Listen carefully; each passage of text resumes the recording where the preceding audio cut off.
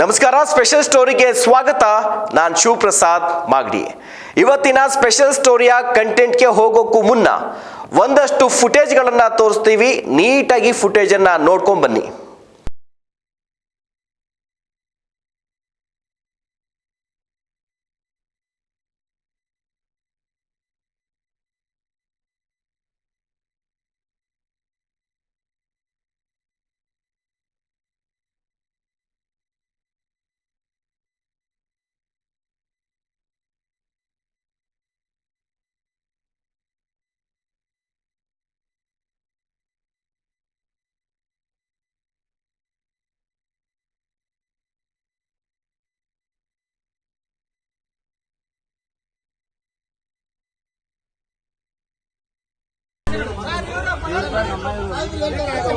ಹೌದು, ಲೈಸೆನ್ಸ್ ಇದೆ, ಫೈರ್ ಮಾಡ್ತಾರೆ.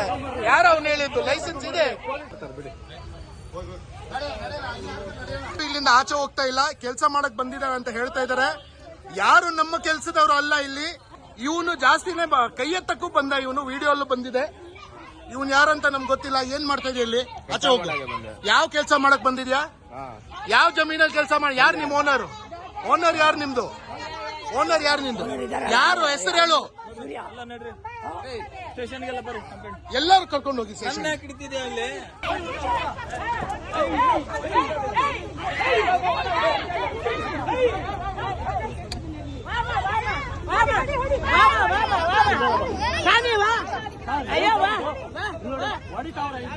ಸರ್ ಹೊಡ್ತಿದ್ದಾರೆ ಮುಖಕ್ಕೆಲ್ಲ. ಏನ್ ನಡೆಸ್ತಾ ಇದ್ದೀರಾ ಸರ್? ಅಲ್ಲಿ ನಿಲ್ಸಿ ಸರ್.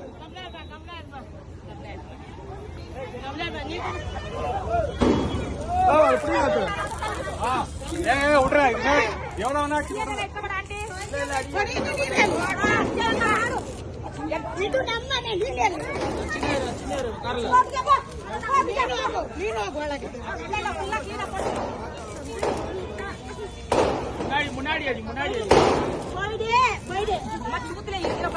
ನಾನು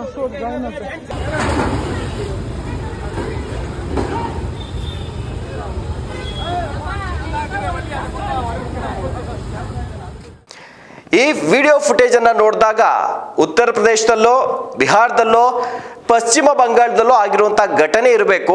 ಈ ರೀತಿಯಾಗಿ ನಮ್ಮ ಬೆಂಗಳೂರಲ್ಲಿ ಆಗೋಕೆ ಸಾಧ್ಯ ಇಲ್ಲ ಅಂತ ನೀವು ಅನ್ಕೊಬಹುದು. ಖಂಡಿತವಾಗ್ಲೂ ಬೆಂಗಳೂರಲ್ಲೇ ಆಗಿರುವಂತಹ ಘಟನೆ ಇದು. ಒಂದು ಇಡೀ ಕುಟುಂಬ ವೈಟ್ ಫೀಲ್ಡ್ ಏರಿಯಾದಲ್ಲಿ ವಾಸ ಇರುತ್ತೆ. ಆ ವಾಸ ಇರುವಂಥ ಮನೆಯಲ್ಲಿ ಸುಮಾರು ಒಂದು 35-40 ವರ್ಷದಿಂದ, ಐ ಥಿಂಕ್ 1988ರಿಂದ ಅನ್ಸುತ್ತೆ ವಾಸ ಇರುವಂಥದ್ದು. ಆ ಕುಟುಂಬ ವಾಸ ಇರುತ್ತೆ. ಹಿರಿಯ ನಾಗರಿಕರು ಇಬ್ಬರು ಇರ್ತಾರಲ್ಲಿ. ಜೊತೆಗೆ ಅವರ ಇಬ್ಬರು, ಒಬ್ಬ ಮಗ, ಸೊಸೆ, ಮಗು, 5 ಜನ ವಾಸ ಇರುವಂಥ ಕಟ್ಟಡ. ಅಂದರೆ ಒಂದು ಹಳೆ ಮನೆ ಅದು. ಆ ಮನೆಗೆ ಏಕಾಏಕಿ ಒಂದು ದೊಡ್ಡ ತಂಡ, ರೌಡಿಗಳ ಭೂ ಮಾಫಿಯಾದ ಒಂದು ದೊಡ್ಡ ತಂಡ JCP ಮೂಲಕ ಎಂಟ್ರಿ ಕೊಡುತ್ತೆ. ಮನೆಯವ್ರಿಗೆ ಏನಾಗ್ತಿದೆ ಅನ್ನುವಂಥದ್ದೇ ಗೊತ್ತಾಗೋದಿಲ್ಲ. ಏಕಾಏಕಿ JCPನಲ್ಲಿ ಮನೆಯ ಗೇಟು, ಕಾಂಪೌಂಡ್ ಎಲ್ಲವನ್ನ ಕೂಡ ಒಡೆದು, ಫಿಲಮಲ್ಲಿ JCPನಲ್ಲಿ ಹೀರೋ ಎಂಟ್ರಿ ಕೊಡ್ತಾನಲ್ಲ, ಮನೆಗಿನ ಎಲ್ಲ ಹೊಡ್ಕೊಂಡು ಮುಂದೆ ಹೋಗ್ತಾನಲ್ಲ, ಆ ರೀತಿಯಾಗಿ ಡೆಮೊಲಿಷನ್ ಮಾಡ್ಕೊಂಡು ಒಂದು JCP ಬರುತ್ತೆ. ಅದನ್ನು ತಡೆಯೋದಕ್ಕೆ ಅಂತೇಳಿ ಮನೆಯ ಮಾಲೀಕರು ಹೋಗ್ತಾರೆ. ಆದರೆ ಅದು ಯಾವುದಕ್ಕೂ ಕೂಡ ಬಗ್ಗಲ್ಲ. ಯಾಕೆಂದರೆ JCP ಒಂದೇ ಎಂಟ್ರಿ ಕೊಟ್ಟಿರೋದಿಲ್ಲ. ಆ ಫುಟೇಜನ್ನು ಗಮನಿಸಿ, ಸುಮಾರು 60ರಿಂದ 70 ಜನ ಮಹಿಳೆಯರು ಸೇರಿದಂತೆ ದೊಡ್ಡ ಒಂದು ಗೂಂಡಾ ಪಡೆ, ಭೂಗಳ್ಳರ ಗೂಂಡಾ ಪಡೆ ನುಗ್ಗುತ್ತೆ. ಏನಾಗ್ತಿದೆ ಅಂತಾನೆ ಗೊತ್ತಾಗೋದಿಲ್ಲ. ಮನೆಯಲ್ಲಿರುವಂಥದ್ದು ಕಂಪ್ಲೀಟಾಗಿ ಕೇವಲ ಫ್ಯಾಮಿಲಿಯವ್ರು ಮಾತ್ರ. ಇದನ್ನು ನೋಡಿ ಗಾಬರಿಯಾದಂಥ ಮನೆಯ ಮಾಲೀಕ ದಿನೇಶ್ ಬಾಳಿಗ ಅವರು ಸೀನಿಯರ್ ಸಿಟಿಸನ್. ಅವರ ವೈಫ್ ಇರ್ತಾರೆ, ಅವರ ಮಗ ವಿಶಾಲ್ ಬಾಳಿಗ, ಜೊತೆಗೆ ವಿಶಾಲ್ ಬಾಳಿಗ ಅವರ ಹೆಂಡತಿ ಅಂದರೆ ಸೊಸೆ, ದಿನೇಶ್ ಬಾಳಿಗ ಅವ್ರ ಸೊಸೆ, ಮಗು, ಇಷ್ಟು ಜನ ಇರ್ತಾರೆ. ಇದನ್ನ ನೋಡಿ ಏನು ಮಾಡಬೇಕು ಅಂತ ಗೊತ್ತಾಗದೆ ಅವರ ಬಳಿ ಇದ್ದಂಥ ಅನುಮತಿಯನ್ನು ಪಡ್ಕೊಂಡಿದ್ದಂಥ ಒಂದು ರಿವಾಲ್ವರ್ ಇಂದ ಗಾಳಿಯಲ್ಲಿ ಫೈರನ್ನು ಕೂಡ ಮಾಡ್ತಾರೆ. ಆದರೆ ಯಾವುದಕ್ಕೂ ಜಗ್ಗಲ್ಲ. 60-70 ಜನರ ಮುಂದೆ, ಹಂಗಂತ ಜನದ ಮೇಲೆ ಆಡ್ಸೋಕ್ಕಾಗಲ್ವಲ್ಲ. ಹೀಗಾಗಿ 60-70 ಜನರು ಏಕಾಏಕಿ ನುಗ್ತಾರೆ ಮನೆಯಲ್ಲಿರುವಂಥ, ಅಂದರೆ ಅದು ಪ್ರಾಪರ್ಟಿ ಬಂದು 56/3 ಸರ್ವೆ ನಂಬರ್ನಲ್ಲಿ 2 ಎಕರೆ 6 ಗುಂಟೆ ಪ್ರಾಪರ್ಟಿ ಇರುತ್ತೆ. ಈ ಪ್ರಾಪರ್ಟಿಯನ್ನ ಕಬ್ಜಾ ಮಾಡೋದಕ್ಕೆ ಅಂತೇಳಿ ಒಂದು ರಿಯಲ್ ಎಸ್ಟೇಟ್ ಮಾಫಿಯಾ ತಂಡ, ಅದರ ಹೆಸರು ಜವಾಹರ್ ಗೋಪಾಲ್ ಅನ್ನುವಂಥ ಮಾಲೀಕತ್ವದ ಫೆದರ್ ಲೈಟ್ ಡೆವಲಪರ್ಸ್ ಈ ಫೆದರ್ ಲೈಟ್ ಅಂತೇಳಿ ನೀವು ಫರ್ನಿಚರ್ ಕಂಪ್ನಿಯನ್ನ ಚೇರು ಟೇಬಲ್ ಎಲ್ಲ ಮಾಡ್ತಾರ, ಫೆದರ್ ಲೈಟ್ ಡೆವಲಪರ್ಸ್ ಏನು ಫರ್ನಿಚರ್ ಸಂಸ್ಥೆ ಇದೆಯಲ್ಲ ಅವ್ರದ್ದೇ ಈ ಫೆದರ್ ಲೈಟ್ ಡೆವಲಪರ್ಸ್ ಅನ್ನುವಂಥ ಒಂದು ಸಂಸ್ಥೆ ಕೂಡ ಇದೆ. ಇವರು ಜಾಗಗಳನ್ನು ತೆಗೆದುಕೊಂಡು ಅಲ್ಲಿ ಬಿಲ್ಡಿಂಗ್ಗಳನ್ನು ಕಟ್ಟುವಂಥ ಕೆಲಸ ಕೂಡ ಮಾಡ್ತಾರೆ. ಇದರ ಒಂದು ಮಾಲೀಕ ಜವಾಹರ್ ಗೋಪಾಲ್ ಈತ ಒಂದು ದೊಡ್ಡ ತಂಡವನ್ನ ಕಟ್ಕೊಂಡು ಗೂಂಡಾಗಳನ್ನ ಕಟ್ಕೊಂಡು ಆ ಆಸ್ತಿಯನ್ನ ಕಬ್ಜಾ ಮಾಡೋದಕ್ಕೆ ಅಂತೇಳಿ ಹಲವು ವರ್ಷಗಳಿಂದ ಪ್ರಯತ್ನವನ್ನ ಪಡ್ತಾ ಇದ್ದ. ಏಕಾಏಕಿ ಈ ಒಂದು ಸ್ಥಳಕ್ಕೆ JCB ಜೊತೆಗೆ 60-70 ಜನ ಗೂಂಡಾಗಳನ್ನ ಕರ್ಕೊಂಡು ಪೊಲೀಸರ ಸಮೇತನೇ ಹೋಗ್ತಾನೆ. ಹೋಗಿ ಅಲ್ಲಿ ವಾಸ ಇರುವಂಥ ಕೋರ್ಟಲ್ಲಿ ಕೇಸ್ ಕೂಡ ಇರುತ್ತೆ. ಆದ್ರೆ ಯಾವುದನ್ನು ಕೂಡ ಲೆಕ್ಕಿಸದೆ JCB ತೆಗೆದುಕೊಂಡು ಆ ಕಾಂಪೌಂಡ್ ಎಲ್ಲ ಒಡೆದಾಕಿ ಆ 2 ಎಕರೆ 6 ಗುಂಟೆ ಜಾಗದಲ್ಲಿ ಒಂದು ಕಡೆ ಚಿಕ್ಕದಾದ ಮನೆ ಇರುತ್ತೆ, ಬೇರೆ ಕಡೆ ಗಿಡ ಮರಗಳನ್ನ ಬೆಳೆಸಿರ್ತಾರೆ, ಎಲ್ಲವನ್ನ ಕೂಡ ಧ್ವಂಸ ಮಾಡ್ತಾರೆ. ಈ ಲಾಕ್ಡೌನ್ ಟೈಮಲ್ಲಿ ಸೀಲ್ ಡೌನ್ ಅಂತ ಮಾಡ್ತಾರೆ. ಆ ರೀತಿಯಾಗಿ ಮನೆಯಲ್ಲಿ ಮಕ್ಕಳು ವಯಸ್ಸಾದವ್ರು ವಾಸ ಇದ್ದಾರೆ.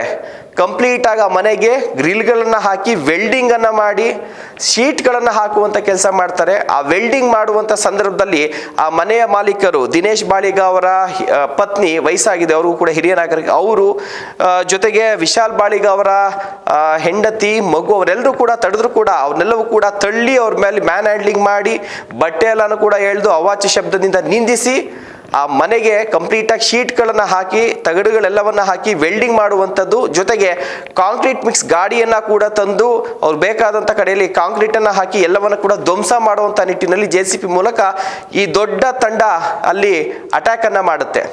ಇದಕ್ಕೆ ಇದನ್ನು ತಡಿಬೇಕಾದಂಥ ವೈಟ್ಫೀಲ್ಡ್ನ ಪೊಲೀಸರು ಇಲ್ಲಿ ಬಹಳ ಪ್ರಮುಖವಾಗಿ ನಾವು ಆರೋಪಿಗಳನ್ನಾಗಿ A1 ಅಂತ ಮಾಡಿದ್ರೆ ವೈಟ್ಫೀಲ್ಡ್ ಪೊಲೀಸ್ನವರೇ ಮಾಡಬೇಕು, ಈ ನಮ್ಮ ರಾಜ್ಯದ ಪೊಲೀಸ್ ಇಲಾಖೆಯನ್ನೇ ಮಾಡಬೇಕು. ಯಾಕೆಂದರೆ ಇಂತಹ ದೌರ್ಜನ್ಯ ನಡೀತಾ ಇದೆ. ಆದರೆ ಇಲ್ಲಿ ಮಾಡ್ತಾ ಇರೋದೇ ಭೂಗಳ್ಳತನ. ಅಂಥವ್ರ ವಿರುದ್ಧ ಕ್ರಮ ಕೈಗೊಳ್ಬೇಕಾದಂಥ ವೈಟ್ಫೀಲ್ಡ್ ಪೊಲೀಸರು ಸ್ಥಳದಲ್ಲಿ ಇದ್ರೂ ಕೂಡ ಆ ಒಂದು ದಿನೇಶ್ ಬಾಳಿಗ ವಿಶಾಲ್ ಬಾಳಿಗ ಅವರ ಕುಟುಂಬ ಅಷ್ಟೆಲ್ಲ ಬೇಡ್ಕೊತಾ ಇದ್ರು ಕೂಡ ನೀವು ಡಾಕ್ಯುಮೆಂಟ್ ತಗೊಂಡು ಸ್ಟೇಷನ್ಗೆ ಬನ್ನಿ ಅಂತ ಹೇಳ್ತಾರೆ ಹೊರತು ಅಲ್ಲಿ ನಡೀತಾ ಇರುವಂಥ ಈ ಭೂ ಮಾಫಿಯಾರ ರೌಡಿಸಮ್ ಅಟ್ಟಹಾಸವನ್ನ ಮಹಿಳೆಯರ ಮೇಲೆ ಆಗ್ತಾ ಇರುವಂಥ ಹಲ್ಲೆಯನ್ನ ತಡೆಯುವಂಥ ಕೆಲಸವನ್ನ ಅಂತ ಪೌರುಷವನ್ನ ಈ ಪೊಲೀಸರು ಮಾಡೋದಿಲ್ಲ. ಬದಲಿಗೆ ಯಾರು ಭೂಗಳ್ಳತನ ಮಾಡಕ್ ಬಂದಿರ್ತಾರಲ್ಲ ಅವರ ಪರವಾಗಿಯೇ ನಿಂತು ವಕಾಲತ್ತನ ಹಾಕಿ ಮನೆಯ ಮಾಲೀಕರ ಮೇಲೆ ದೌರ್ಜನ್ಯವನ್ನ ಮಾಡುವಂತ ಕೆಲಸವನ್ನ ಮಾಡ್ತಿದ್ದಾರೆ. ಈ ಮೂಲಕ ಗೊತ್ತಾಗುತ್ತೆ ರಾಜ್ಯ ಪೊಲೀಸರು, ಅದರಲ್ಲೂ ಕೂಡ ಈ ವೈಟ್ಫೀಲ್ಡ್ ಪೊಲೀಸರು, ಈ ವೈಟ್ಫೀಲ್ಡ್ ಮಹದೇವಪುರ ಈ ಕಡೆ ಎಲ್ಲವೂ ಕೂಡ ನೀವು ಗಮನಿಸಬಹುದು, ಈ ರೀತಿಯಾದಂಥ ಭೂಗಳ್ಳರ ಭೂ ಮಾಫಿಯಾದವರ ಅಟ್ಟಹಾಸ ನಡೀತಾನೆ ಇದೆ. ಆದರೂ ಕೂಡ ಅದೆಲ್ಲದಕ್ಕೂ ಕೂಡ ಇವು ರಾಜಾರೋಷವಾಗಿ ಏಕಾಏಕಿಯಾಗಿ ಇಷ್ಟು ದೊಡ್ಡ ಗೂಂಡಾ ಪಡೆಯನ್ನ ಕಟ್ಕೊಂಡು ಆ ಜಾಗದಲ್ಲಿ ವಾಸ ಇದ್ದಂಥ ಅಮಾಯಕರ ಮೇಲೆ ಇಷ್ಟು ದೌರ್ಜನ್ಯ ಮಾಡ್ತಿದ್ರು ಕೂಡ ಪೊಲೀಸವರು ಇಷ್ಟು ನೀಟಾಗಿ ಅವ್ರಿಗೆ ಸೆಕ್ಯೂರಿಟಿ ಕೊಟ್ಟು ಸಪೋರ್ಟ್ ಮಾಡ್ತಿದ್ದಾರೆ ಅಂತಂದ್ರೆ ಎಷ್ಟರ ಮಟ್ಟಿಗೆ ಪೊಲೀಸ್ ಸ್ಟೇಷನ್ಗಳು ಸೆಟಲ್ಮೆಂಟ್ಗಳ ಅಡ್ಡೆಗಳಾಗಿದೆ ಅನ್ನುವಂಥದ್ದು ಇಲ್ಲಿ ಸಾರ್ವಜನಿಕರು ಪ್ರಶ್ನೆಯನ್ನ ಮಾಡ್ತಾ ಇದ್ದಾರೆ. ನೀವು ಏನಾದ್ರು ಹೋಗಿ ನಮ್ಮ ಪ್ರಾಪರ್ಟಿಗೆ ಏನಾದ್ರು ಸಣ್ಣ ಪುಟ್ಟ ಸಮಸ್ಯೆಗಳು ಆಯ್ತು ಅಂತ ಹೋದಾಗ ರೀ ಸಿವಿಲ್ ಮ್ಯಾಟ್ರ್ ಕಣ್ರಿ, ಇದಕ್ಕೆಲ್ಲ ನಮಗೆ ಬರಲ್ಲ, ಕೋರ್ಟ್ ಕಚೇರಿ ಇದೆ, ನೋಡ್ಕೋಗ್ರಿ ನೀವು ಅಂತಾರೆ. ಆದರೆ ಇಂತಹ ದೊಡ್ಡ ದೊಡ್ಡ ಡೆವಲಪರ್ಸ್ಗಳ ಪರವಾಗಿ ಅಂತ ಬಂದಾಗ ಅವರು ಹೋಗಿ Z+ ಸೆಕ್ಯೂರಿಟಿಯನ್ನೇ ಅವ್ರಿಗೆ ಕೊಡ್ತಾರೆ. ಆ ರೀತಿಯಾಗಿ ಇವತ್ತು ಪೊಲೀಸ್ ಸ್ಟೇಷನ್ಗಳು ಭೂ ಮಾಫಿಯಾದವರ ಪರವಾಗಿ ಕೆಲಸವನ್ನ ಮಾಡ್ತಾ ಸೆಟಲ್ಮೆಂಟ್ಗಳ ಅಡ್ಡೆ ಆಗಿದೆ. ಬಹಳ ಪ್ರಮುಖವಾಗಿ ಇಲ್ಲೊಂದು ವಿಚಾರಕ್ಕೆ ಬಂದ್ಬಿಡ್ತೀನಿ. ಈ ಒಂದು ಪ್ರಾಪರ್ಟಿ ಇದೆಯಲ್ಲ 1988ರಿಂದ ಈ ಪ್ರಾಪರ್ಟಿಯಲ್ಲಿ ದಿನೇಶ್ ಬಾಳಿಗ ಅವರು ವಾಸನ ಇರ್ತಾರೆ, ಅವರ ತಾಯಿ ವಾಸ ಇರ್ತಾರೆ, ಶಾರದಾ ಬಾಳಿಗ ಅಂತೇಳಿ ಅವರ ತಾಯಿ. ಇಲ್ಲೇನು ಮಾಡ್ತಾರೆ ಅಂದರೆ ಈ ಫೆದರ್ ಲೈಟ್ ಡೆವಲಪರ್ಸ್ ಅವರು ಆ ಜಾಗದ ಮೇಲೆ ಕಣ್ಣಾಕ್ತಾರೆ. ಅದರಲ್ಲೂ ಕೂಡ ವೈಟ್ಫೀಲ್ಡ್ ಅಂತ ಏರಿಯಾದಲ್ಲಿ 2 ಎಕರೆ 6 ಗುಂಟೆ ಜಾಗ ಅಂತಂದರೆ ಈ ಭೂ ಮಾಫಿಯಾದವ್ರು ಬಿಡ್ತಾರಾ? ಆ ಭೂ ಮಾಫಿಯಾದವರು ಕಣ್ಣು ಹಾಕ್ತಾರೆ. ಕಣ್ಣು ಹಾಕಿದ್ಮೇಲೆ ಇವ್ರು ಯಾರು ಕೂಡ ಈ ದಿನೇಶ್ ಬಾಳಿಗ ಶಾರದಾ ಬಾಳಿಗ ಕುಟುಂಬ ಅಂತಹ ಜಾಗ ಇರ್ಬೋದೇನೋ, ಹಳೆ ಕಾಲದ ಜಾಗ ಇದೆ, ಆದರೆ ಅಂಥ ದುಡ್ಡು ಕಾಸು ವಿಚಾರದಲ್ಲಿ ಅಷ್ಟು ಅನುಕೂಲಸ್ಥರಲ್ಲ, ಒಂದು ಸಾಧಾರಣ ಕುಟುಂಬ. ಇಂತಹ ಕುಟುಂಬದ ಆಸ್ತಿ ಮೇಲೆ ಕಣ್ಣು ಹಾಕುವಂತಹ ಈ ಫೆದರ್ ಲೈಟ್ ಡೆವಲಪರ್ಸ್ನ ಜವಾಹರ್ ಗೋಪಾಲ್ ಅವರ ತಂಡ ಅದಕ್ಕೆ ಒಂದಷ್ಟು ಡಾಕ್ಯುಮೆಂಟ್ಗಳ ಸೇಲ್ ಡೀಡನ್ನು ಕೂಡ ಸೃಷ್ಟಿ ಮಾಡುತ್ತೆ. ಇದಕ್ಕೆ ವಿಶಾಲ್ ಬಾಳಿಗ ಅವರೇ ನಮಗೆ ಕೊಟ್ಟಿರುವಂಥ ಮಾಹಿತಿ ಪ್ರಕಾರದಲ್ಲಿ 2005ರಲ್ಲಿ ಶಾರದಾ ಬಾಳಿಗ ಅವರು ಈ ಪ್ರಾಪರ್ಟಿಯ ಮೇನ್ ಓನರ್ ದಿನೇಶ್ ಬಾಳಿಗ ಅವರ ತಾಯಿ ಈ ಒಂದು ಫೆದರ್ ಲೈಟ್ ಕಂಪನಿ ಏನಿದೆ ಡೆವಲಪರ್ಸ್ ಇದ್ರಲ್ಲ ಈ ಒಂದು ಜವಾಹರ್ ಗೋಪಾಲ್ ಅನ್ನೋಂಥವ್ರಿಗೆ ಸೇಲ್ ಡೀಡ್ ಅನ್ನ ಮಾಡಿಕೊಟ್ಟಿರುವಂಥ ರೀತಿಯಲ್ಲಿ ಒಂದು ಡಾಕ್ಯುಮೆಂಟ್ ಅನ್ನ ಸೃಷ್ಟಿ ಮಾಡ್ತಾರೆ. ಅದನ್ನ ಇಟ್ಕೊಂಡು ಇವ್ರು ಇಷ್ಟೆಲ್ಲ ಆಟ ಆಡೋದಕ್ಕೆ ಮುಂದೆ ಬರ್ತಾರೆ. ಆದ್ರೆ ಒಂದು ಇಲ್ಲಿ ತಿಳ್ಕೊಬೇಕಾಗತ್ತೆ, ವಿಶಾಲ್ ಬಾಳಿಗ ಅವರು ಕೊಟ್ಟಿರುವಂಥ ಮಾಹಿತಿ ಪ್ರಕಾರ 1997 ಅವರ ಅಜ್ಜಿ ಶಾರದಾ ಬಾಳಿಗ ಅವರು ತೀರ್ಕೊಂಡಿರ್ತಾರೆ. ತೀರ್ಕೊಂಡಂತಹ ವ್ಯಕ್ತಿ ಗುಂಡಿಯಿಂದ ಮೇಲೆ ಎದ್ದು ಬಂದು 2005 ಹೇಗೆ ಈ ಫೆದರ್ಲೈಟ್ ಡೆವಲಪರ್ಸ್ ಅವ್ರಿಗೆ ಈ ಒಂದು ಸೇಲ್ ಅಗ್ರಿಮೆಂಟ್ ಅನ್ನ ಮಾಡ್ಕೊಡ್ತಾರೆ ಅನ್ನುವಂಥ ಪ್ರಶ್ನೆ.